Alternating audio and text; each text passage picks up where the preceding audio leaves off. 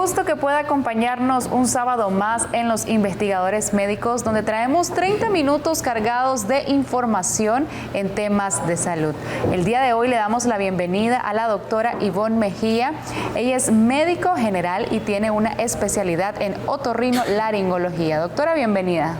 Mucho gusto, es un gusto de nuevo estar aquí con ustedes compartiendo la experiencia que tenemos alrededor de las patologías más frecuentes y los elementos farmacológicos que ustedes tienen disponibles y que podemos hacer uso de ellos. Doctora, antes de iniciar a hablar acerca de su experiencia viendo pacientes, me gustaría que nos contara su experiencia personal. ¿Cómo inicia usted en el mundo de la medicina? La medicina me escogió a mí. Paulatinamente, cuando uno viene enfocando y orientando sus ideas de qué estudiar, nace en mí decidir estudiar medicina y poco a poco me fui enamorando de la carrera por el gran humanismo que representa a nosotros como médicos, en la parte tanto de la atención como en la parte también de empatía que nosotros tenemos con nuestros pacientes. Entonces es una vocación de servicio, yo lo veo como una vocación de servicio porque nos permite de muchas formas ayudar y colaborar a las personas en el manejo de sus patologías, en la recuperación y la gratificación que siente uno tanto como profesional y también como persona de poder colaborar, ayudar y resolver problemas. ¿Cuándo inicia sus estudios y dónde?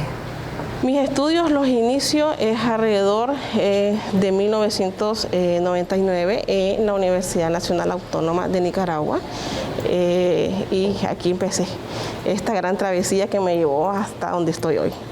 ¿Su especialidad? ¿Por qué la elige? Es una especialidad médico-quirúrgica. Entonces, la nobleza que tiene la especialidad es que no solo te permite tratar enfermedades que nosotros llamamos médicos, que es con medicamentos, sino también permite dar resolución a aquellos casos que necesitan cirugía. Entonces implementamos las dos partes que para mí son maravillosas de la medicina, la atención médica y la realización de cirugías para resolver problemas. Entonces, si vos lo ves de esta perspectiva, es una especialidad muy completa en cuanto a manejo y resolución de enfermedades. ¿Cuáles son las partes en las que se enfoca un otorrinolaringólogo? De manera básica, las afectaciones que afectan oído, nariz y garganta. Doctora, me gustaría que nos contara a nuestros amigos televidentes un caso en específico que usted haya vivido en la otorrinolaringología. Bueno, uno de los casos en todos los sentidos y también un poquito difícil en cuanto al manejo y que también constituye un reto a nosotros como otorrinolaringólogos son el crecimiento del papiloma o el virus del papiloma humano a nivel de la vía respiratoria superior. Involucra pues toda la área y específicamente donde más se llega a alojar, que son las cuerdas vocales. Es un reto porque actualmente el manejo de esta patología viene enfocado desde medios diagnósticos, formas también de tratamiento específico al área cervicuterina, que es donde se incurre en mayor frecuencia o mayor prevalencia de la enfermedad y obviamente el impacto que tiene en una mujer y sobre todo la asociación del virus a los cánceres o los carcinomas. ¿Cuáles son las consecuencias de que el virus del papiloma humano se aloje en las cuerdas vocales? Son catastróficas porque no solo localmente tenemos el crecimiento de las lesiones que pueden llegar a ocluir un espacio tan limitado. Estamos hablando que un espacio, la luz glótica, puede llegar hasta ser, en dependencia, ¿verdad?, del sexo y de la edad, hasta de 7 a 10 milímetros. Es un espacio tan pequeño que cualquier lesión que puede llegar a crecer puede llegar a ocluir el espacio.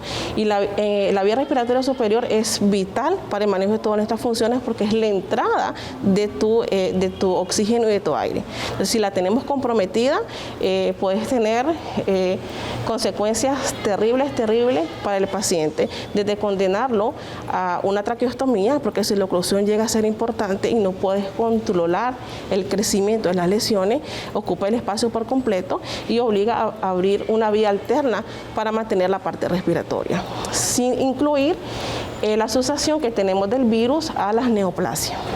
¿Cómo logra alojarse este virus en esa zona?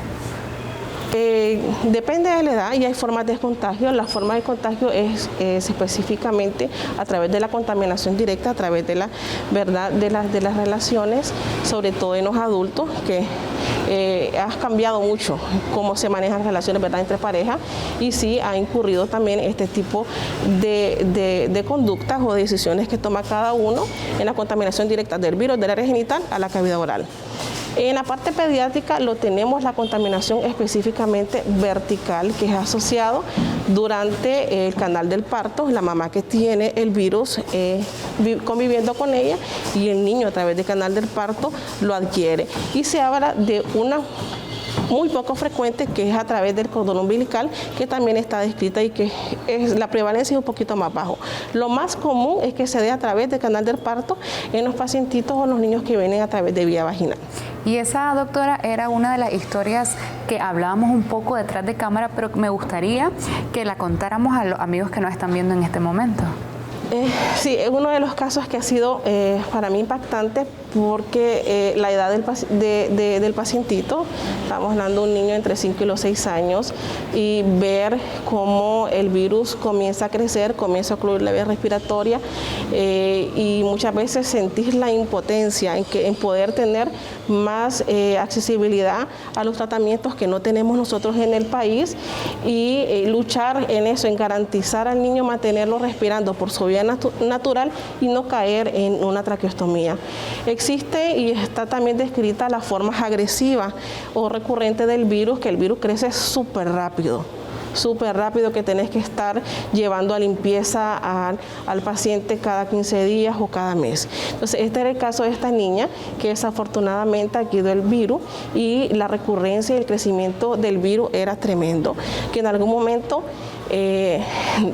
uno se plantea: voy a tener que hacerle una vía alterna para mantener su respiración, que es la traqueostomía, que realmente sí es trágico un niño con una traqueostomía, y el manejo también que hay alrededor de la familia y el impacto que tiene este tipo de afectación en el entorno del niño y el entorno de la familia, que sí tuvimos la mala experiencia de que la abuelita, los mitos, los tabúes que existen acerca de esto, que prácticamente la aisló: tu vaso, tu plato, porque me puedes contaminar.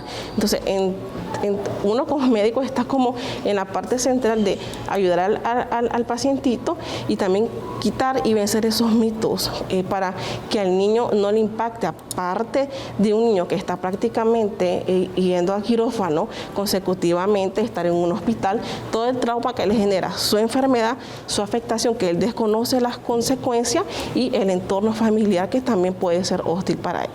Doctora, al regresar de estos importantes mensajes de salud, me gustaría que nos comentara por qué acude la mamá de este niño a realizar la visita médica. ¿Cuáles son aquellos síntomas que él presentó para llegar hasta ese diagnóstico?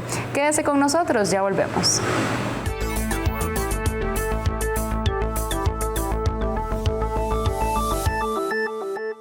Lo más importante es su salud. Por eso, ante cualquier cambio, síntoma, dolor o manifestación, recuerde consultar a su médico. El tratamiento adecuado puede salvar su vida. La prevención hace la diferencia.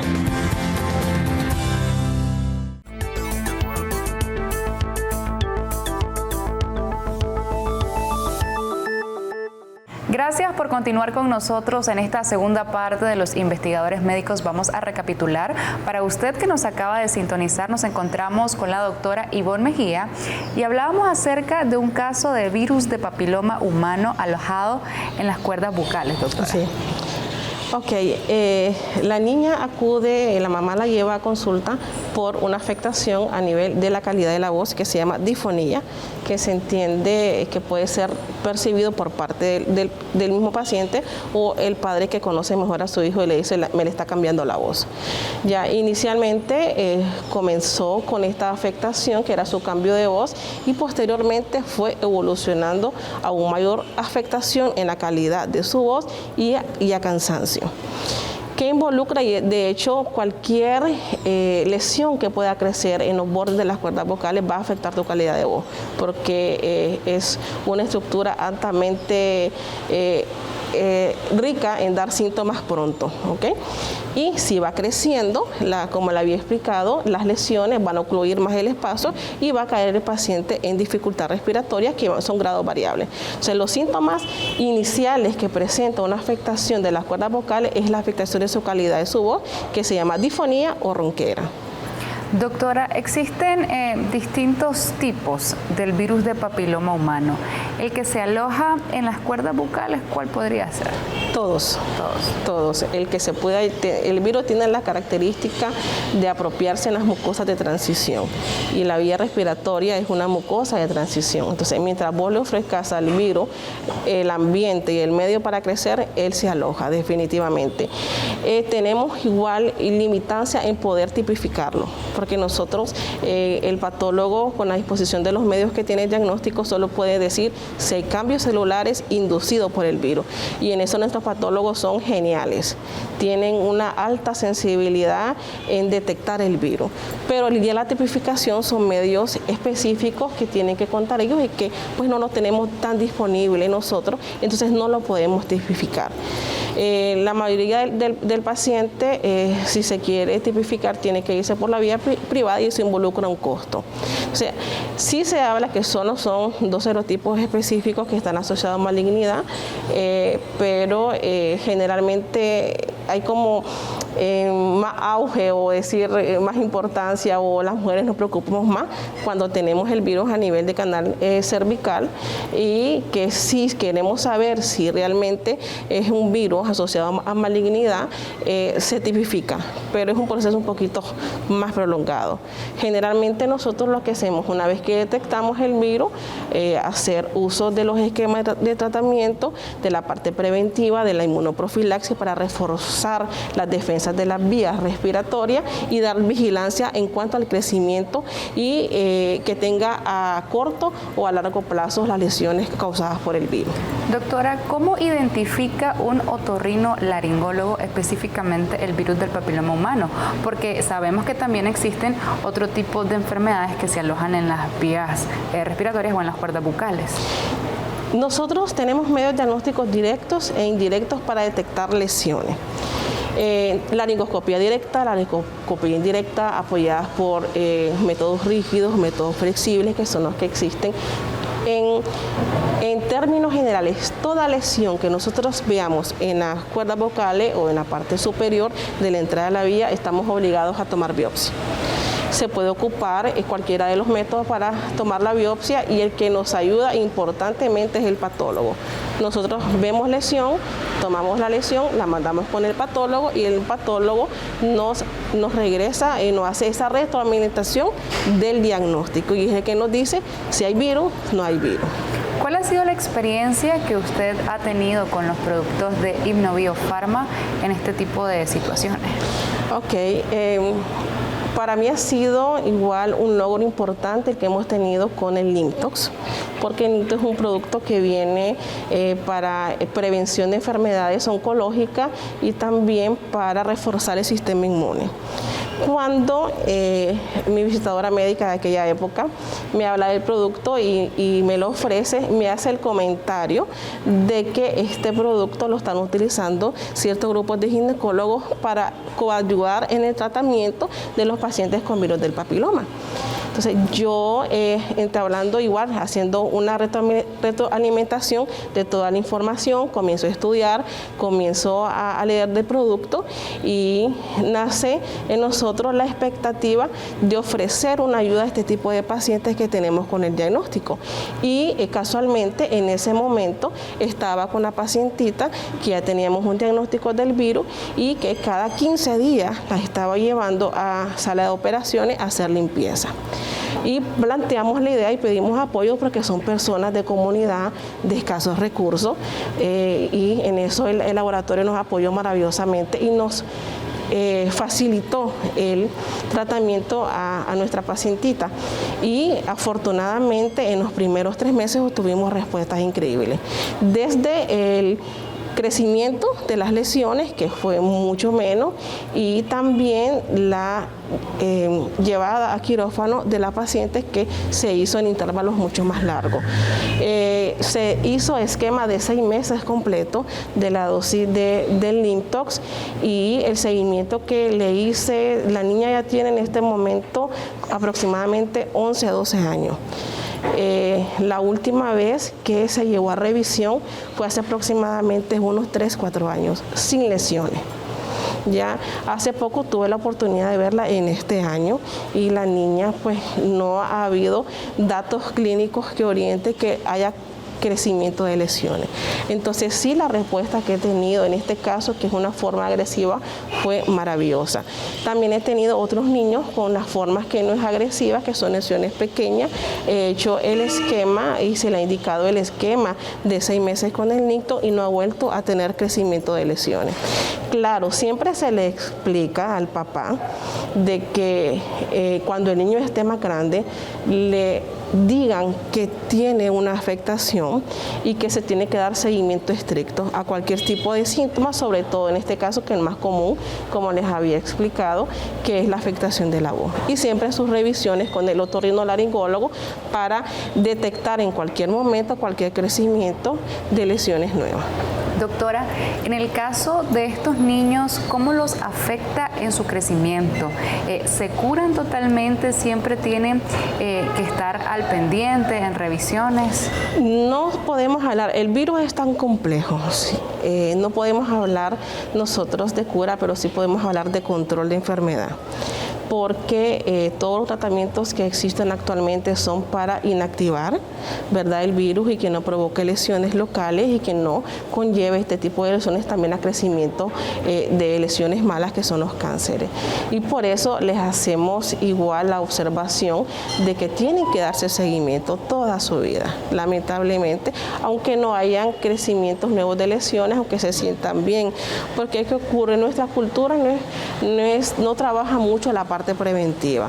Nuestra cultura es que hasta que tenemos una enfermedad, tenemos una molestia, nosotros acudimos al médico. Entonces es trabajar un poco esa parte de la parte preventiva que nos va a dar un paso adelante de cualquier tipo de lesiones que puedan llegar a crecer.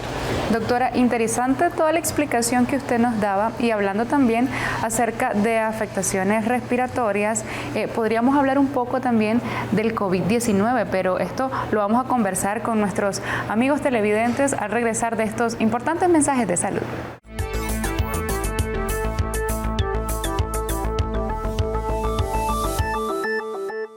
Lo más importante es su salud. Por eso, ante cualquier cambio, síntoma, dolor o manifestación, recuerde consultar a su médico. El tratamiento adecuado puede salvar su vida. La prevención hace la diferencia.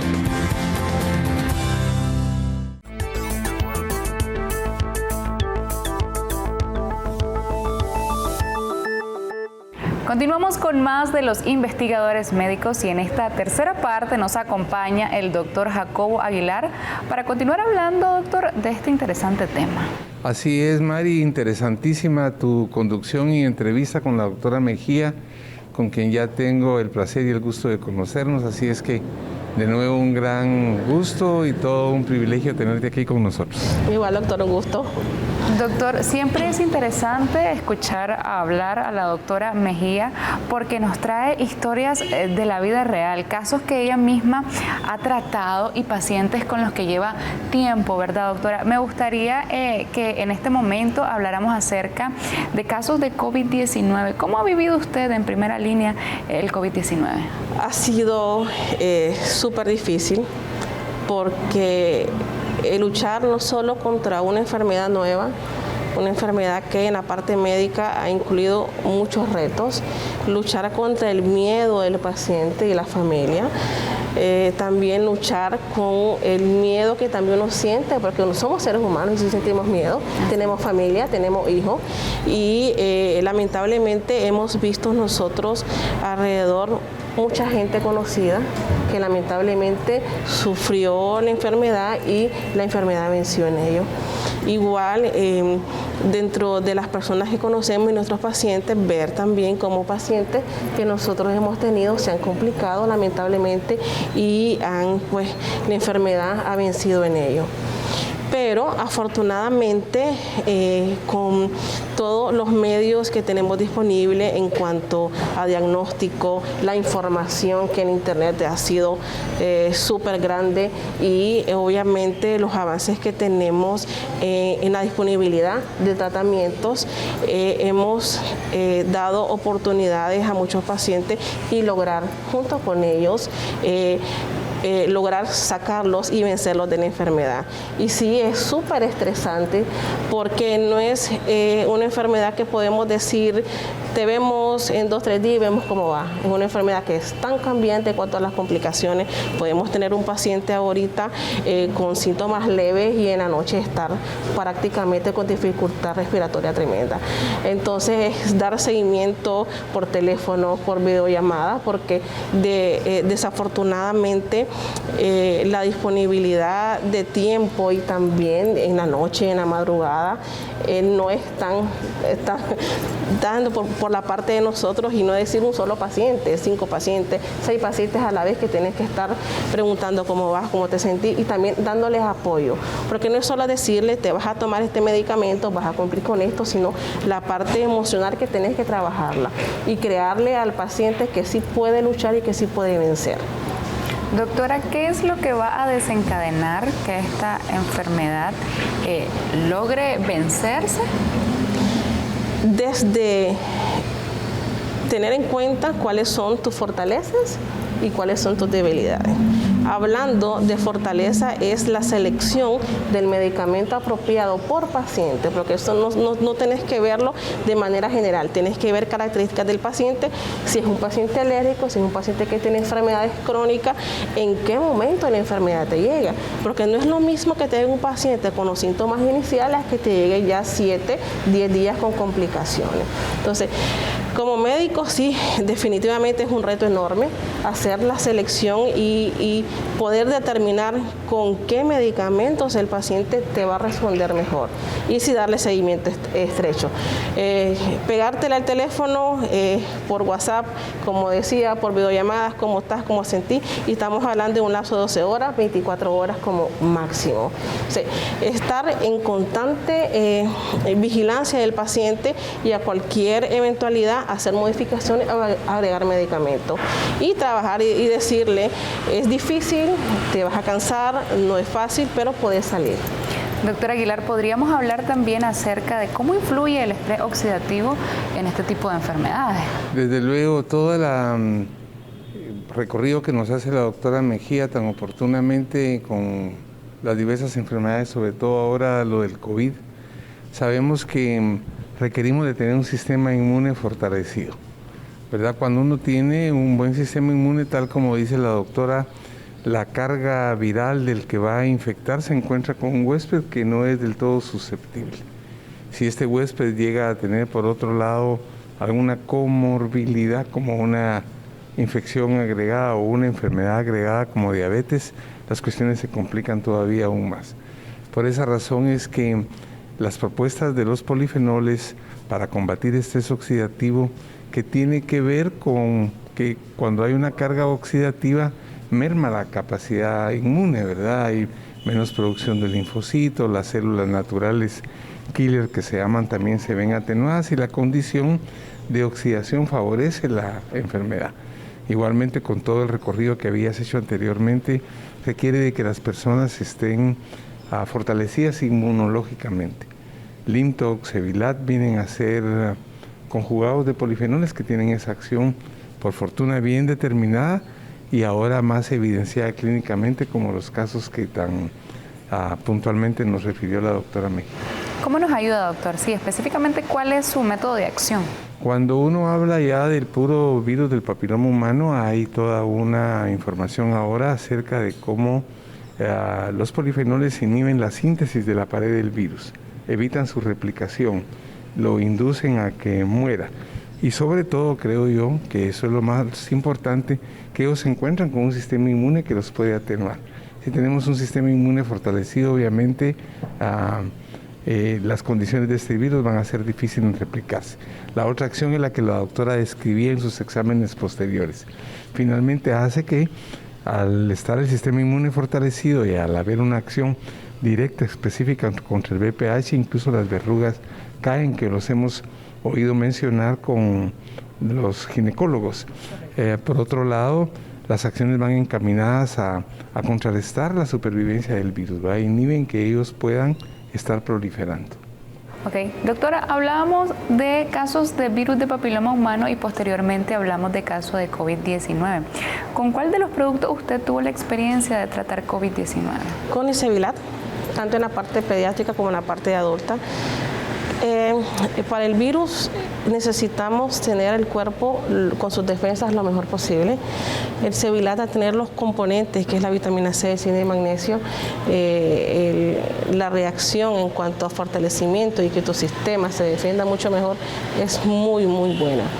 De hecho, en la mayoría de los pacientes que quedaban con síntomas respiratorios, es el esquema inicial, aparte de los otros fármacos que utilizamos, y que se seleccionan de acuerdo pues, a la necesidad que tenga el paciente en el momento que vos lo estás valorando. Pero sí, el Cevilat ha sido un apoyo increíble para lograr que tu respuesta inmune y tu cuerpo se defienda mucho mejor ante el virus. Doctora, ya para finalizar, nos gustaría que nos regale a todos recomendaciones finales. Como primer punto, toda afectación que involucre cambios de tu voz. No dolor, porque la mayoría de los pacientes acuden por dolor, que es algo tan llamativo, pero cambios en tu voz y en tu calidad de voz, por mínimo que sea, hay que atenderlo, hay que hacer las revisiones oportunas para poder establecer por qué está pasando algo. El cuerpo siempre nos da señales, es maravilloso en cuanto a dar señales que algo no está bien. Y entre más pronto se trate una afectación, tenemos mejores oportunidades de vencerla y lograr tener una resolución adecuada a los problemas que tengamos. ¿Dónde podemos encontrar a la doctora Mejía? Atiendo en Policlínica Central, aquí en Matagalpa, y se encuentra ubicado de Mercado Campesino, 1,5 cuadras al norte. ¿Un número de contacto, doctora? 8830-2121. Muchísimas gracias, doctora Mejía, y por supuesto por la invitación. Al doctor Jacobo Aguilar por habernos acompañado en este programa de los investigadores médicos. Será hasta la próxima.